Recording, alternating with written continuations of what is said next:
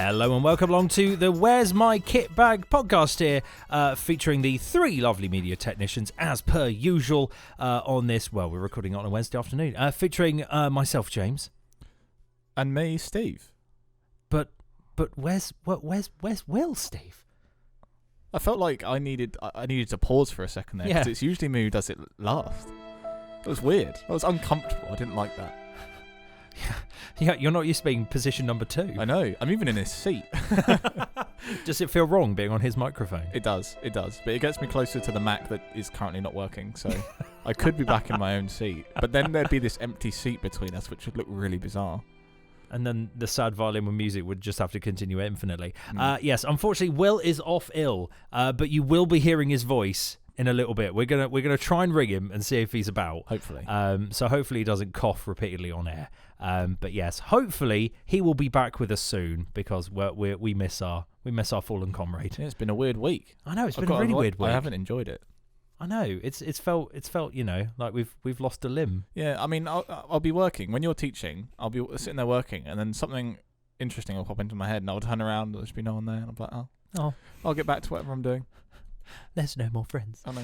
Otherwise, Steve, let's kick off with any new TechNet videos.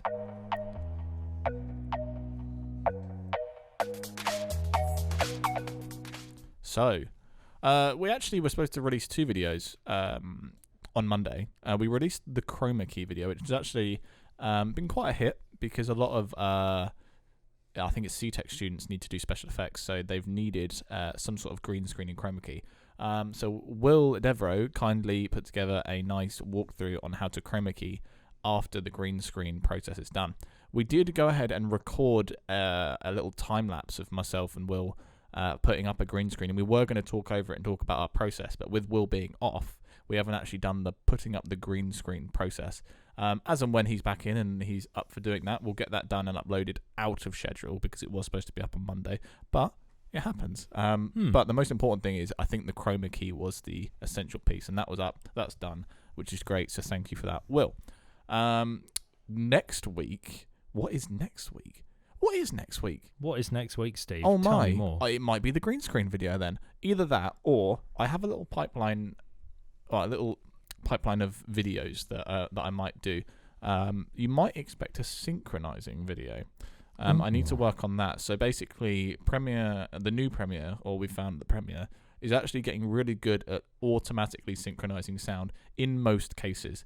It's very, very quick, literally a couple of clicks of a button. But I think a video, maybe even if it's just 2 minutes, might be good enough just to show some students how to do it. I might make it maybe a 5-minute video just to show you guys how to do it manually. But I feel like that's a good thing to do, especially for music video. And I know some level 2s have got documentary coming up, so they might need to synchronize some sound as and when they're doing interviews. But yeah, expect that. Do encourage anybody out there who does want anything specific made for them or their peers, do drop us a line. Let us know. It's gone a bit quiet. I also got a request today, actually, for a video. It's from head of media Nick. She has requested that we are going to be making a guide of how to make websites properly for obviously the A-level media coursework section, where they have to make websites using a program called Wix. So it's just we'll put together something. That will probably be a post-Easter is when that will most likely come out at some point around there. Just like a couple of weeks, like a month or so before the coursework actually hits. So that'll be quite a nice thing to obviously have in the pipeline ready to go. So we'll be making that. I've also got one in the pipeline as well for me to make. For some reason, I don't know, people want me in front of a camera. Not a very good idea, but hey. Well, you are the leading video. But apparently I am. Go and Team Animatics. It's because literally every C-Tech level 3 is currently watching my face. And the great thing I'm is, very, very happy about that. It was quite funny. I walked into Rich's class where the student had a problem with importing some of their photographs, and all I could hear was a very, very faint sound voice, of me, but multiple versions of it from across the room, maybe 4 or 5 different variations from different volumes of headphone of just your voice. It was really surreal.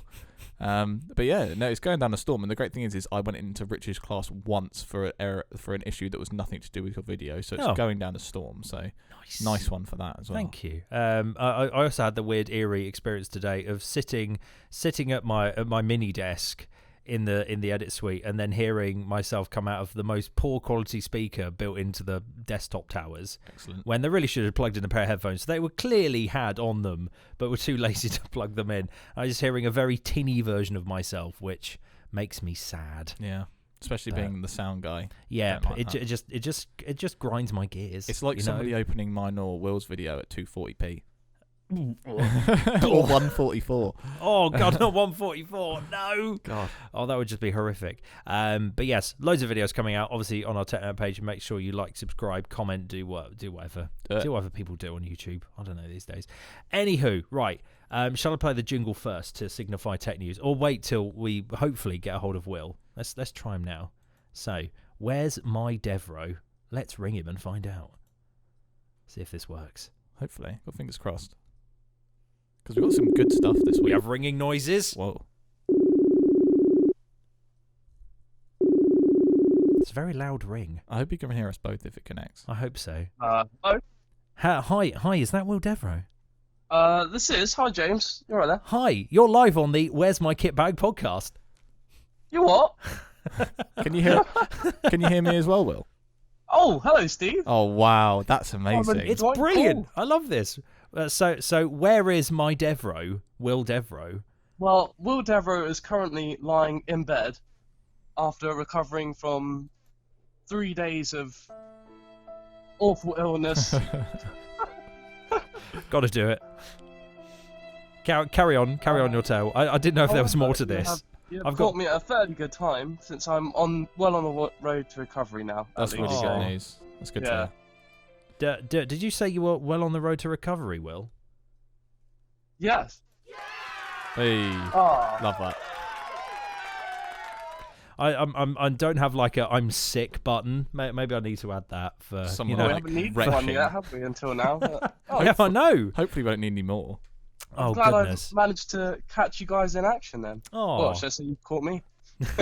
Well, Will, you are just in time to hear the mighty tech news section. Your baby. Here goes the old jingle. So, Will Devereux, do you have any tech news? Do I have any tech news? Well, I have been following a few things recently. Ooh. As at hand, I've had a bit of time at home, as you could imagine.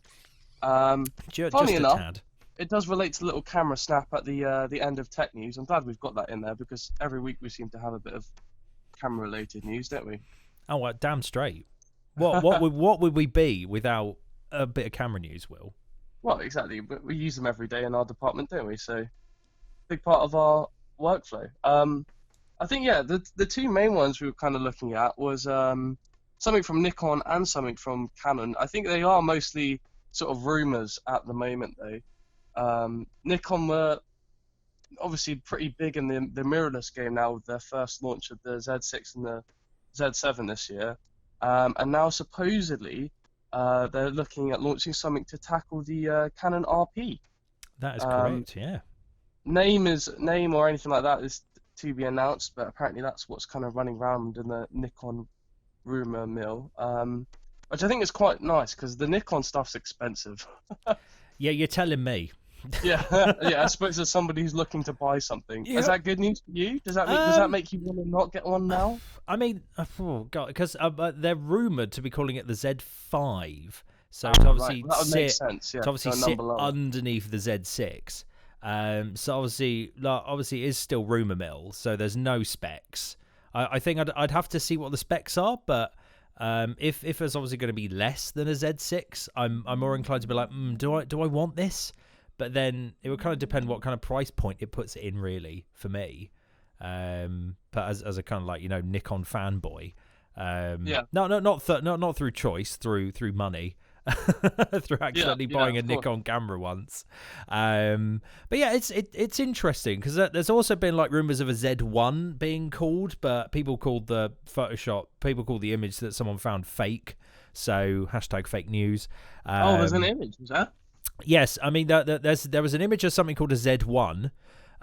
Which looked like the Nikon Z6 or 7, but someone's literally just photoshopped Z1 in. Done a very good job of doing it though. And there's also one where someone's basically photoshopped the 6 out and put a 5 in its place for like the front on picture. Pranked. Yeah, pranked. If this is a big elaborate prank, I'll be very sad. Sorry, my dog just jumped to my bed there. He's joined us for the podcast. Hello, Max. Will's lovely dog. Yeah, I think my looking input, at my phone, very confused as voices coming out.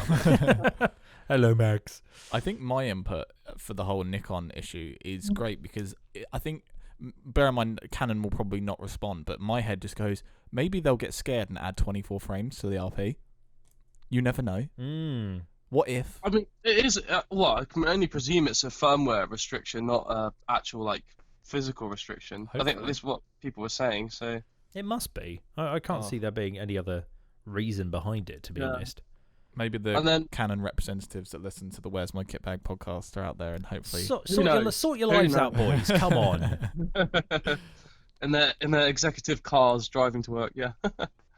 And then the other bit from the Canon side is obviously now that they've done the RP, there's talks of them going sort of the other end where they're going to go big megapixels, sort of. The EOS R isn't really sort of up to professional standards yet, so there's talk of that they're going to just release this all-out big, massive megapixel sensor, in-body image stabilization for a Canon camera. That'd be awesome, and dual card slots. So I think that'd be very popular. It'd be very expensive. Yeah. Oh, damn straight. Yeah. I could probably see that going sort of $4,000 or $5,000. If you think about the 1DX Mark II. How much does that retail for? Steve, I think 1DX Mark II. I want to say it's around 3,000 at the moment, but that's the second-hand ones. But that'd be a great thing because do you not think that this new R model 499,999 is that its retail? I believe that is RRP. Yes. Okay. Now, hang on. Let me have a look at Wex Photo. But it does pose the question if then somebody who's so good with the 1DX Mark II can just be like, okay, I'm now ready to transition, and that would be the perfect thing to go to. Yeah, on Wex it's coming up as £4,999 as retail. Jeez. Is that body only? Yes, that is body only. But other places have got it for around the sort of 4,000 to 4,500 mark. So it'll be a case of shopping around. Yeah. And that's a sort of bit of news I looked into. I don't know if you guys have had time to sort of bolt anything onto tech news this week. I've got one other kind of camera-related-y thing. A company called Insta360 has created a foldable camera that can flick between taking 3D images. If you obviously have both cameras folding forwards, and if you bend it in on itself, it becomes a 360 camera.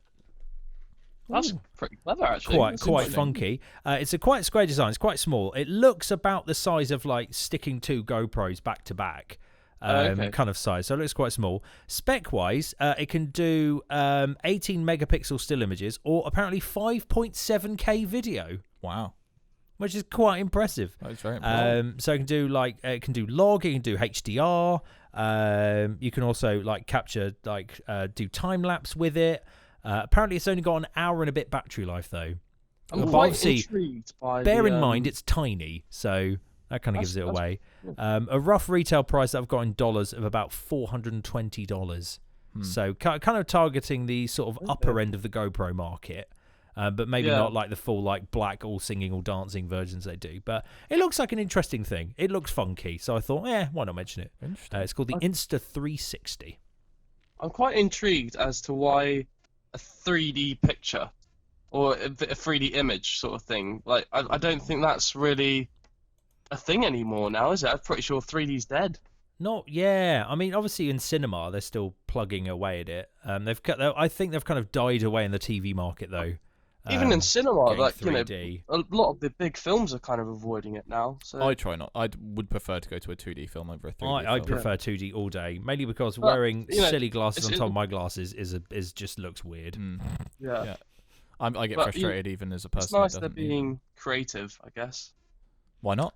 Why not? If there's a gap in the market, exactly. You never know what else it could lead to in the future. Yeah. You can then also buy special hollow lenses to look at the photos from your phone, because it's only got 2 buttons on it, so kind of go in a basic menu system. But you connect your phone to it, and you can do all the kind of crazy extra settings you could so desire.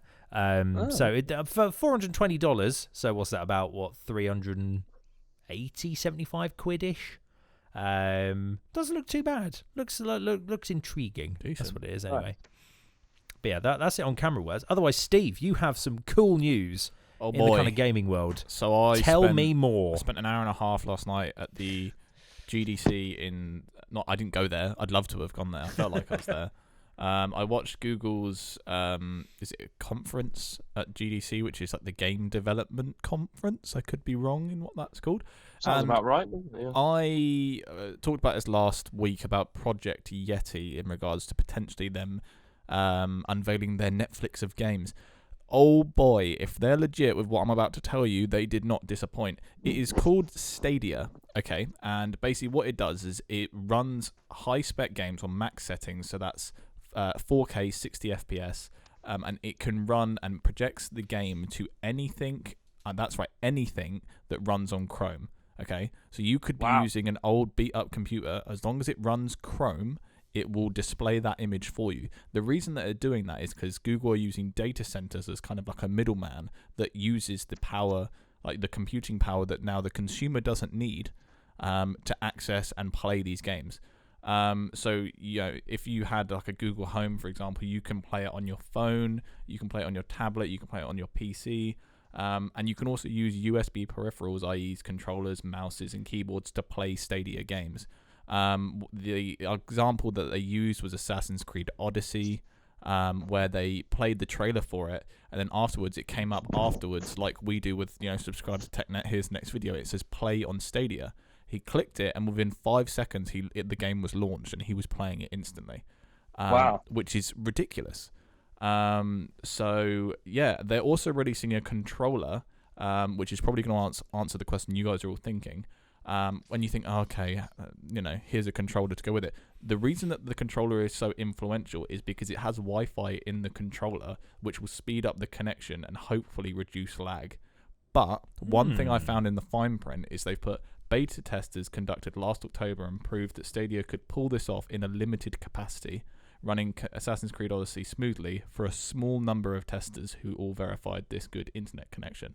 That makes me think of, okay, so let's say that's 200 people and they've run it really well. Say that's 2 million people trying to access that same program. What the hell is going to happen? Especially like around the world as well. Absolutely. If you've got someone like Australia, North America, South America, Germany, UK, how is that going to work? Australia's got terrible internet to it. I was so naive about it until we went and watched Roma. So there was a staff screening of Roma, and you could screen Roma in 4K, and computers did not bat an eyelid, and it looked beautiful. The fact that that's true. Yeah, that's a good way of looking at it. If you look at what we shoot, I know you'll have a better idea because you shoot 4K sometimes. Even 1 minute files of 4K must be huge. Imagine an hour and a half 4K file streaming straight to you, perfect, and it's completely smooth. A game file, like, sorry to interrupt, go but like it. Doom, the original Doom, which actually leads me on to my next point in a minute. Doom's a 60 gig file that you download. Would a 4K film be up there with the same size? Question mark. The problem I can see or the only is the downstream will be fine because that goes on your download. It's the upload. So sending your controller inputs back to Google, that's where the link's going to break down. It's interesting. They're going to have to figure a way to shorten the time it takes between inputting something on a controller and then getting through all the back end to actually hitting it on the game. Yeah, you both are so right as well. And another person said about multiplayer. Yeah, like if they used Fortnite, that means that you have to send the input to Stadia. Stadia then has to send it to a Fortnite server, who then has to send it to all the other people in that battle royale. How is that going to work? I mean, we're talking like microseconds, aren't we? But that all adds up pretty quickly. Absolutely. I've shot one character on my screen. Yeah, and it's not hit the other person. Oh no, I'm dead. It goes back to the classic input lag. So whose internet is the fastest? Yeah, pretty much. A really interesting thing I'll go on to in a minute is, and I've read a fair few articles today, and a lot of people have said what they came out with technologically is amazing. But they haven't told you how much it's going to be, and they haven't told you when. They have said 2019, which got a huge ovation, so it is coming this year. But December the 31st. No date, no price. And the only game that they've... Go on. Yeah, no, I think you were just about to go on to this, actually. Go for it. The only game that they've confirmed, which me as a consumer, I'm stoked by, and I've been waiting for it for ages as it is, and it kept being pushed back, is they're actually the first game that they're pushing out is Doom Eternal. And obviously Assassin's Creed Odyssey, they've used it to sell the product, so people are assuming that that's coming with it as well. But what else is going to be on it? Because at the GDC, they were saying, if you want to be part of it, go to stadia.dev, .partners and stuff, and it's like, are you now asking for games people to come to you? Like, what's the deal? How many games are going to be on it? Yeah, that's interesting to consider. Yeah, I actually read a bit into this as well. Did you watch the conference, Steve? I watched the whole thing. Yeah, stupid. Yeah. Somehow, silly reason. It was really interesting because with the controller in your house, you can go from playing it on your phone's screen, then you can just move onto a TV or move onto a tablet, and it would pick up from exactly where you were. Yeah, which is pretty bonkers. It's really interesting, and the great thing is they used really old computers to prove that point as well. Yeah, they literally said it was like, hey, we found the oldest PC we could get. To give everyone a rough idea of the ballpark, is I was actually brought to light to this when I was talking to my brother about it, and he said this system already exists, and he was right in a lot of elements. So there is a program or a software or a company called Shadow who currently offer this software that basically projects your games to any device using their app, which is the game changer here, because you already have to have Steam, Battle.net, and you have to own those games, and then Shadow will project them to you. I'm only taking a few of their bits of information to kind of give a rough ballpark of what I think Stadia will be going for. So Shadow is £27 a month, or $26.95 to be specific. And that obviously gets you to project games you already own at max specs higher than your computer specs. So it has a specific game rendering software that it renders for you. So you essentially send your game to Shadow. Shadow renders it like Stadia would, and then they send you the image. Essentially, similar thing, but you have to own the games yourself. Like I said, Stadia is offering games being on the Stadia interface for you to play. But one of the things it says on Stadia's website, it says a fast internet connection required, and Shadow is saying a minimum of 15 meg download is what's acceptable. And that's great for some people that have that, but me personally, when I do a speed test on my computer and my PlayStation, I'm getting about 38, I said to you earlier. But then I go on Steam and actually download a game, I get like 4 megabytes a second. So I want to be able to run it. Yeah. Like, here's my kind of dilemma here. Because my internet's similar. So my internet is quoted at 100 megabytes down. But yeah, when I download something through Steam, it's like maxing out at about 14. Yeah. Which, is it is what they quote, but obviously you've got to take into consideration your connection to each of the things. So I've had it faster where it's kind of clipped like 20, and I've gone, oh wow, this is actually quick. But generally it's kind of sitting in the realm of about 10 to 15 really. So what's to say you lived in a house with 3 other gamers who all wanted to access gets split Stadia amongst all of them. Exactly. And then my only last closing comment on this is, if Shadow can already do all this magical things, why isn't it being shouted about already? That's my question. They probably just don't have the budget compared to Google can hire a whole press conference hall, can't they? Maybe. And shout at it, and then shout. I don't know. I remember hearing about the Shadow thing, but maybe like a year or two ago. Interesting. I personally had never heard about it, but yeah. I guess if you're not looking for it, you're not going to know. I mean, who knows? But do they have the structures to support thousands of people? If they can't, there's no point advertising it to the masses if they can't support the masses. Yeah, there could be a lot of things. My question to you both is, if this was a reality and this was very doable, and it would run as how they state it to be ran, and we wouldn't have to change anything, how much would you guys consider paying for something like this? A month? Oh, I think at that point we'd do that calculation we like doing, as sort of like £1 an hour of enjoyment, isn't it? We kind of justify. Yep. That's actually a really good way to look at it. Yeah. So if you think, I don't know, if you're someone who plays games 4 times a week for, I don't know, 3 hours, there you go. You've kind of already got a calculation that you can work with to see what you're happy paying. It's interesting. I mean, I went round the ballpark of about £40 a month, because I pay for my computer on a finance. I'm not going to tell you the specific amounts, but then you add the games that you'll be buying. If it's all one big package deal of the system and the games, I'd easily get, as you say with the pound now, I get 40 hours a month out of games easily. Probably do it a week. Yeah. So yeah, I think for me, it's just going to come down to what companies go with them. Yeah. Because yeah, you know, it depends if Google say, okay, because Xbox and PlayStation are making stuff as well. They've already said that. yeah. But it depends if Google are like, no, you need to be exclusive with us. Then they might get a lot less people. Which is great for us as a consumer if Sony and Microsoft are like, hey, don't steal our customers, come back. Yeah. We'll offer you this. Like, who knows? It's exciting. It's really exciting. It actually got me really. Because I mean, I think Sony's it's going to have to be about £25, I reckon. Because Sony has something not similar, but basically you can put. I think isn't it PlayStation Now or something? Yeah. Where you can obviously play some of the back catalogue, but not all of it. Yeah.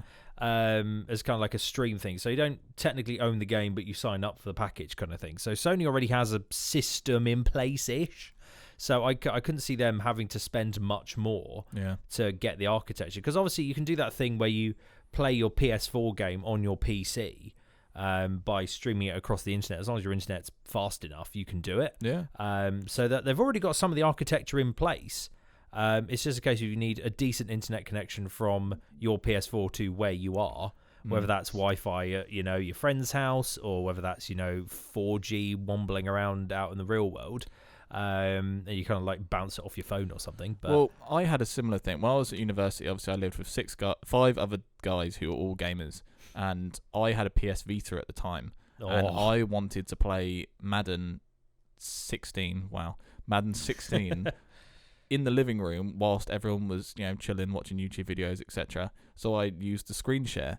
It was unplayable. I had a 5 meg download, which for a uni house was excellent. Like for you guys going off to uni, if you get anything above 3, consider yourself gifted people. But it was awful. It was so delayed. It stuttered, and I was like, this is pointless. It's so pointless.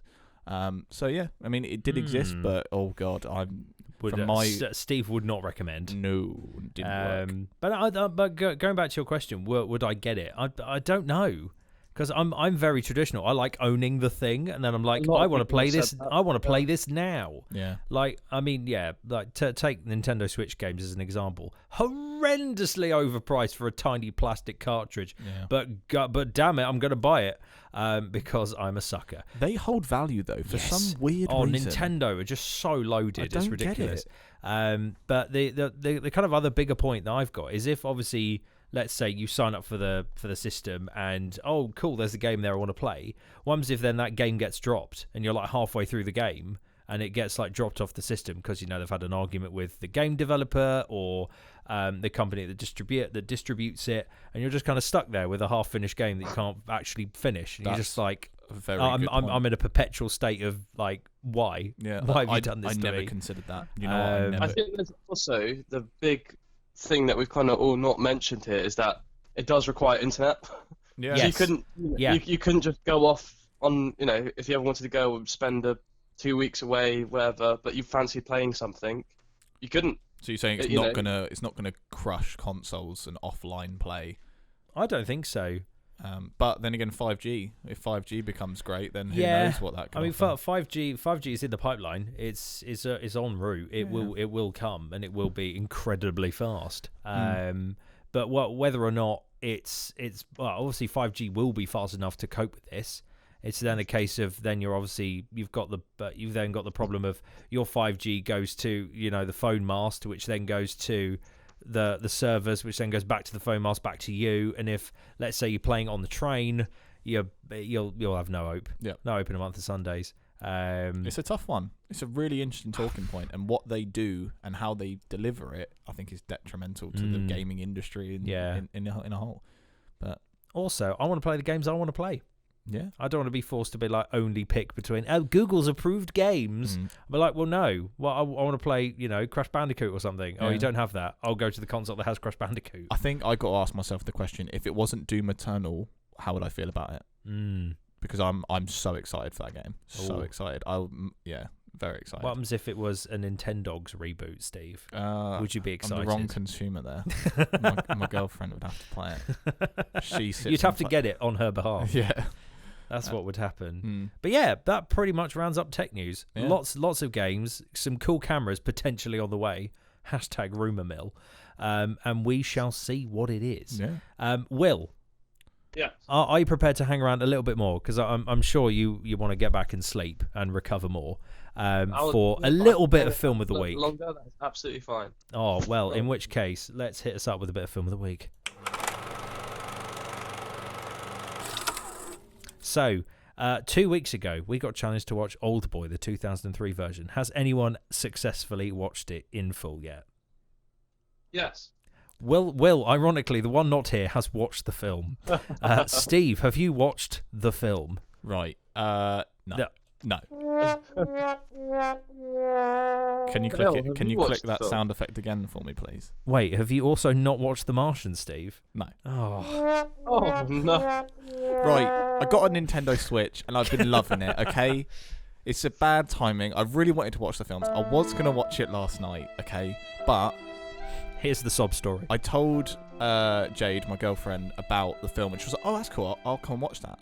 And she was supposed to come around 8. She didn't come around to about 9:45. And I don't know. I don't know if it's me getting old, but I was like, "No, we can't put it on now because it's going to finish too late, and I'm going to be tired at work tomorrow, so I'm not watching it." So that's my excuse. As awful as it is, come and criticize me if you want. Come at me, bro. I'll be blocking you out with my Switch. Okay. I mean, I haven't watched it in its entirety. Oh. So I'm only getting a one blast. I've watched the first hour. Do that one blast again. That was hang on. Good. that's what I deserve. So I've watched the first hour and genuinely confused at some of it. So I think I definitely need context to finish it off. It's a film I think it deserves watching it in full, and it will happen by next Wednesday. By guaranteed. I will find time, even though I'm having to go to a stag do. I'm having to mark like every minute of the day. I will find time to finish this film. I'll get around to it as well. I do promise. I'm through that honeymoon period with my Switch now, and I will put it down. So I'm thinking we will go through this in its entirety next week. That sounds good. I think that sounds like a plan. We'll all be healthy again. We can all be reunited. So I did come up with an amusing film-related banter to obviously emphasise Will's illness. There's a film called The Big Sick. I need a tumbleweed noise. That's what I'm missing. I need a tumbleweed noise. Will, it's actually a pretty good film. I haven't just picked a film out of thin air because it is contextually suited. Right. Have you ever seen the film called The Big Sick? I've never seen the film The Big Sick. Steve, have you seen the film The Big Stick? I haven't. I was nearly said The Big Stick. Then that would have been it. That's a weirder film. No, I probably could have starred in it in the past 3 days though. Oh. But yeah, the Big Sick is it came out 2017. It's got a pretty hefty IMDb rating of 7.6, so it's quite a good film. So I'll give you the. Would you like the IMDb synopsis, Mr. I'd love Devereux? a synopsis. That'd be great. So Pakistan-born comedian Kamal Nanajani, as in the very same Kamal Nanajami that you know as the actual comedian, playing himself, as you do. Oh, yeah, I know him. And grad student Emily Gardner fall in love but struggle as their cultures clash. When Emily contracts a mysterious illness, Kamal finds himself forced to face her feisty parents, his family's expectations, and his true feelings. Interesting. It's not bad. I quite liked it. I have seen this film, and I quite liked it. I have seen this film. I saw it. Last year, maybe. I think it was on. I think it flirted with Netflix for a bit. It might still be on there. I don't know. But yes, that can be your challenge for this week, Mr. Devereux. And Steve, if you want to watch it too, feel free. Piling up this list. But to be honest, you've got two in the you've got two in the list. Yeah.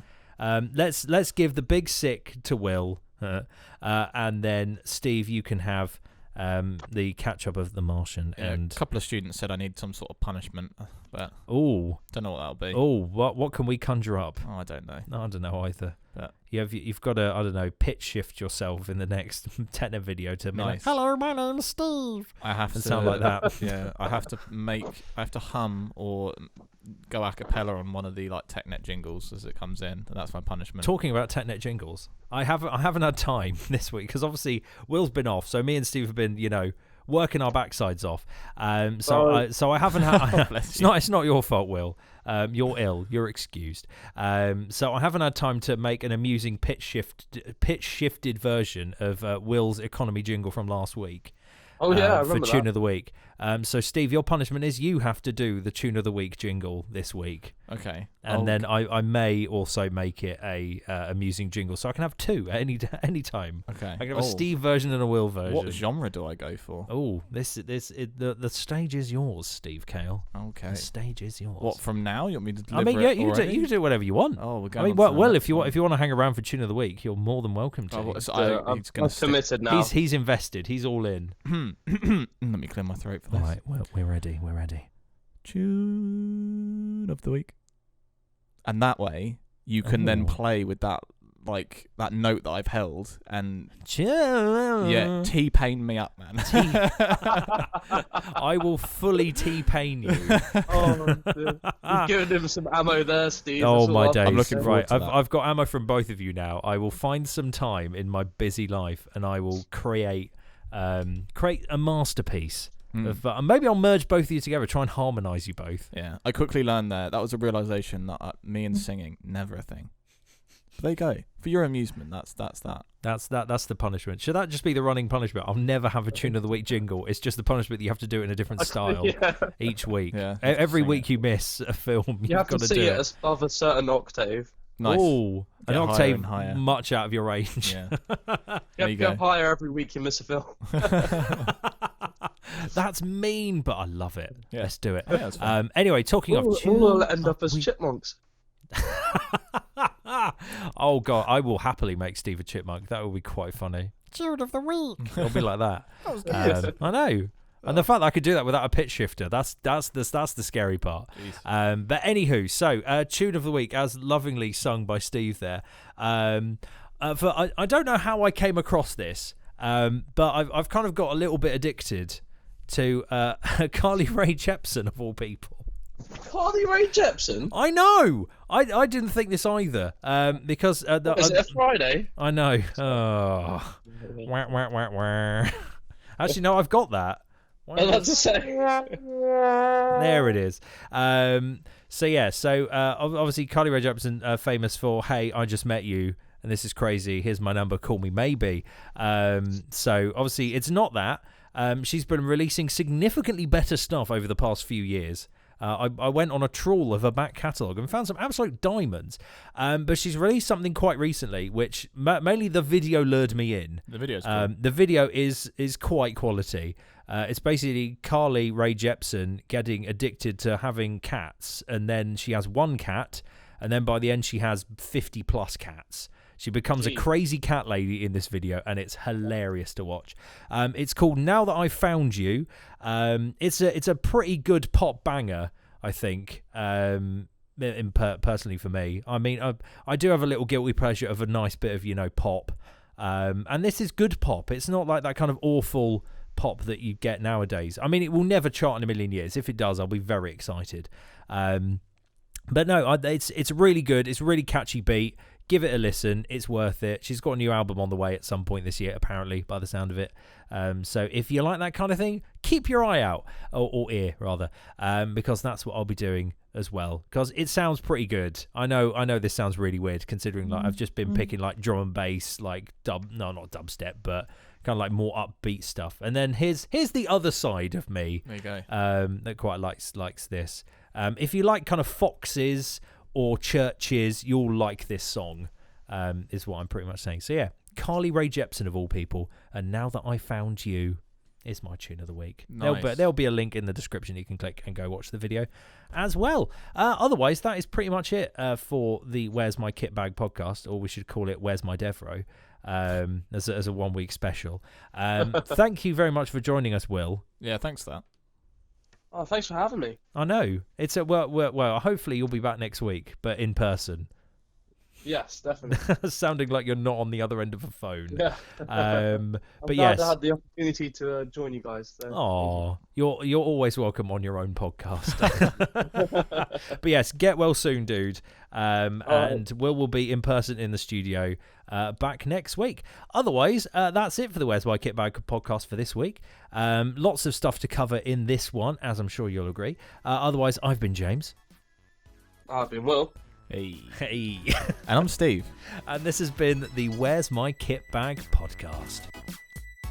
Thanks for listening to the Where's My KitBag podcast. Please feel free to drop us a comment about anything you want us to cover in the section below, or hit us up on Instagram or Twitter on F6 Media Film.